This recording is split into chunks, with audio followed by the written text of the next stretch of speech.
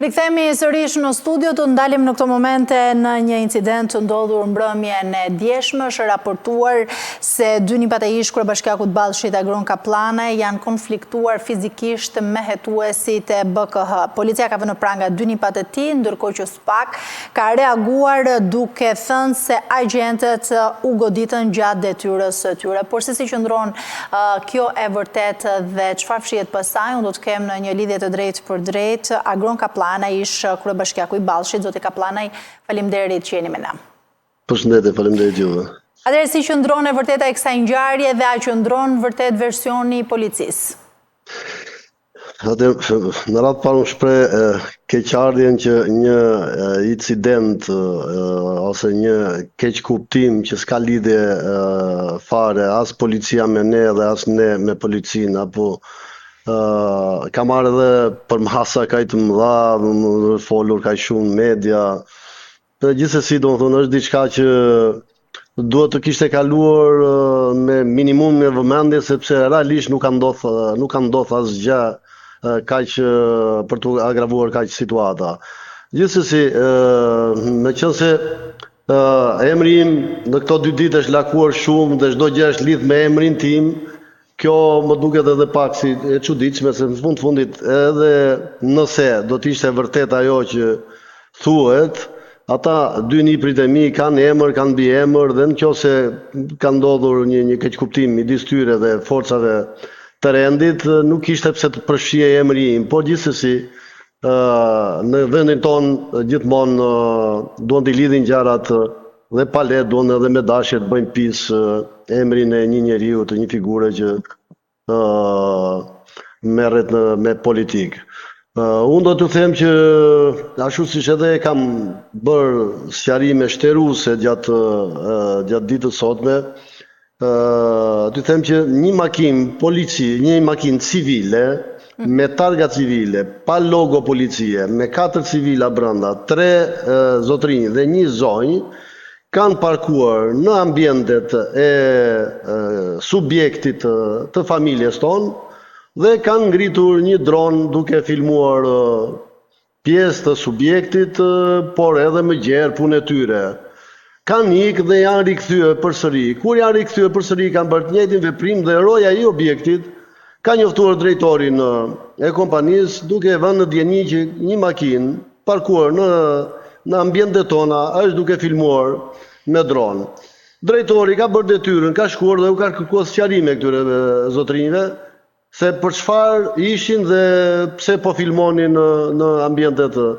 Zonja i ka thënë, nuk jemi duke filmuar objektin tuaj, jemi duke filmuar një pronë, një tokë, sepse jemi interesuar ta blejmë. Atëherë drejtori i kompanisë i ka thënë, atëherë spostoni gjithë se jeni në pronë private, sepse ky objekt i jeni duke ngritur dronin nuk është në shitje. Kaq ka qenë si replikë në fillim dhe drejtori i kompanisë me porosin time, pasi unë kam qenë në zyrë duke punuar, i kam thënë, bëj një foto. Pra ata nuk janë prezantuar si agent të BKH-s? Absolutisht fare janë prezantuar sikur doni të blini një pronë aty në rreth objektit tonë. Në këto momente, kur drejtori i kompanisë i ka bërë foto, se i thash bëj një foto se ta njerëz që vinë, filmojnë ditën, ndoshta kanë bërë një plan për të ardhur natën edhe për të grabit, për të vjedhur, dhe ne të kemi një targ makine, thash, nesër të bëjmë një denoncim, nëse na ndodh diçka. Dhe kjo ka qenë thjesht vetëm për sigurinë tonë. Aty janë acaruar dhe kanë thënë do ta fshisha të foton që bëre. Dhe drejtori i kompanisë me të drejtë ka thënë, unë nuk e fshi të foton, sepse për këtë punë jam këtu dhe jam për të mbrojtur interesat e kompanisë.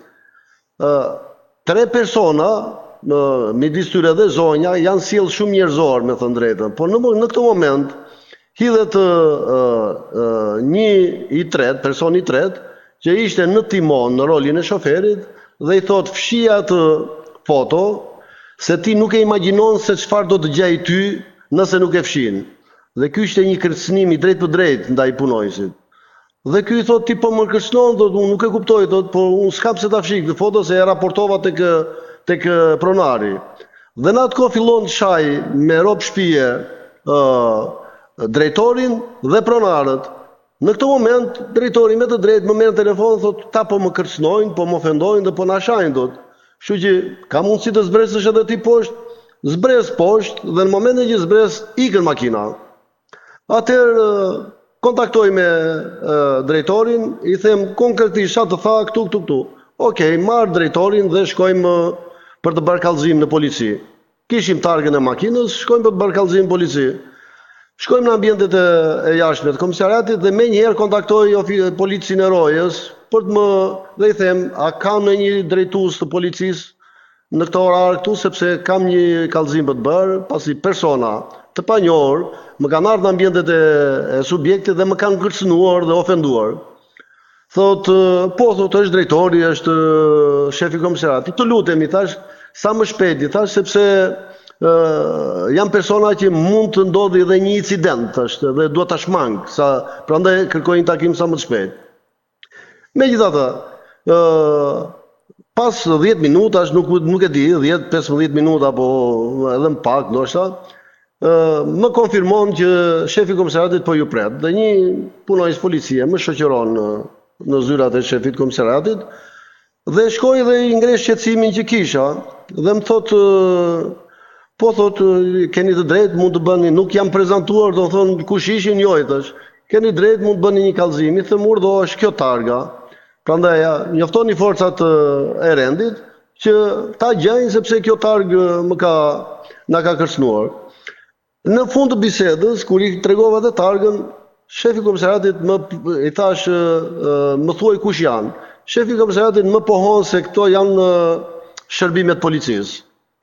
Atëherë, në këtë moment jam shokuar, i thash, shërbimet policisë që të kërcënojnë dhe të shajnë punonjësit apo drejtuesit e një subjekti, i thash, mua nuk më ka ndodhur ndonjëherë dhe s'dua ta besoj. Megjithatë, i thash, meqense që janë nga punonjës policie, nëse ke mundësi, mi marrësh telefon të vinë, bëj një ballafaqim dhe të më kërkojnë falje për sharjen dhe ofendimin që kam bërë, edhe ta mbyllim kaq se unë thash nuk jam as. Si arriti situata deri në konfliktin fizik, pra si u mbas kësaj, do të thonë, gjatë kohës që unë kam qenë brenda në komisariat, duke diskutuar me shefin e komisariatit, jashtë 2 niprit e mi dhe një punonjës i kompanisë kanë kaluar në hyrje për të hyrë në qytetin e Fierit dhe kanë konstatuar të parkuar në anë rrugës makinën me ato targa dhe personat që ishin brenda, të 4. Atëherë kanë qëndruar aty ku ishte mjeti i personave dhe i kanë kërkuar sqarime. I ka thënë, ju ishit tek subjekti, edhe pse na shat, pse na ofenduat, pse na kërcënuat, ç'a keni në gjë me ne, kush jeni? Dhe njëri nga ta del dhe shtyn një nga nipët e mi, thotë, largoni gjë këtu. Dhe ky thotë, mirë që na keni sharë, po edhe po më shtyn tani, më thoj kush je. Atëherë, punonjësi tjetër i tyre, personi tjetër që ishte në rolin e shoferit, del nga makina dhe nxjerr armën, mbush armën dhe i thotë, bëni mbrapa se ju vrava të gjithëve. Dhe deri në këtë moment dhe pa identifikuar se kush ishin. Atëherë, në këtë moment, sigurisht që para një arme, kushdo që tjetë, do të bëjë një hap pas. Në këtë moment dhe arrin policia e shtetit. Këto që po ju them tani janë sipas asaj çfarë më ka thënë drejtori i kompanisë që ka qenë në kamp aty, ku ka ndodhur kjo. Edhe i thotë, policia tani vjen dhe shkon të ndaloj personin që ishte me armë në dorë. Sepse ndoshta edhe patrulla e policisë nuk e dinte se kush ishin. Në momentin që shkon për të ndaluar personin që ishte me armë në dorë, ai prezantohet, thotë, unë jam punonjës i BKH-s dhe jam në shërbim, prandaj më largo dhe më shoqëro personat që janë këtu. Kaq ka ndodhur, kaq ka qenë situata. Dhe pastaj situata është agravuar aty në atë moment? Absolutisht, nuk ka ndodhur më asnjë gjë nga ky moment. Pra nuk ka patur kontakt fizik, nuk ka pasur konflikt fizik? Unë nuk kam qenë prezent. Mund të ketë pat një shtytje nga njëra palë, apo nga, do të thonë, i pari që ka shtyt ka qenë polici, punojësi i policisë që deri në atë kohë nuk ishte punojës policie, po ishte një njeri i pa identifikuar. Dhe ndoshta një shtytje më tutje apo një shtytje më tu mund edhe të ketë pat, nuk e di, nuk mund të them, se s'kam qenë aty prezent. Por kaq ka ndodhur, nuk më shumë ka ndodhur, do thonë ngritje zëri, ndonjë fjalë më tepër nga njëra palë apo tjetra dhe drejtimi i armës nga personi që ishte në timon të makinës. Dhe nuk ka ndodhur asnjë gjë tjetër. Ky dhe ka qenë një keq kuptim. Megjithatë janë shoqëruar në komisariat, unë kam qenë brenda në komisariat kur kanë ardhur edhe niprit e mi, edhe kur kanë ardhur punonjësit e operacionale, sa të BKH, se unë nuk e di se Zoti Kaplanaj, pse mendoni se agjentet e BKH-s kanë qenë në pronën tuaj, në biznesin tuaj, jeni ju objekt hetimi, apo cila ka qenë arsyeja mendoni sa të kanë qenë aty? Jo, sipas, unë kam pas një kontakt në ambientet e drejtorisë, pra në korridorin e drejtorisë kam pas një kontakt me zonjën që ishte aty. Dhe ju prezantova se kush jam edhe më thotë, i them që ju keni ardhur në ambientet private, keni ngrit dronin, keni kërcënuar, keni thotë, po thot, dhe nuk jeni identifikuar, se nëse do të ishi identifikuar, unë do t'ju kryjoja, thash, edhe kushte më komode që ju të punonit, ju fusja brenda ambienteve. Tha, për këtë keni të drejta, por ne, tha, këtë pun kemi, tha, dhe ju, tha, na prishet operacionin. I thash, më vjen keq, i thash, po, unë nuk e di se kush jeni ju, i thash, unë jam në mbështetje. Operacioni tyre, sipas asaj që ju keni biseduar me zonjën, nuk kishte të bënte me ju?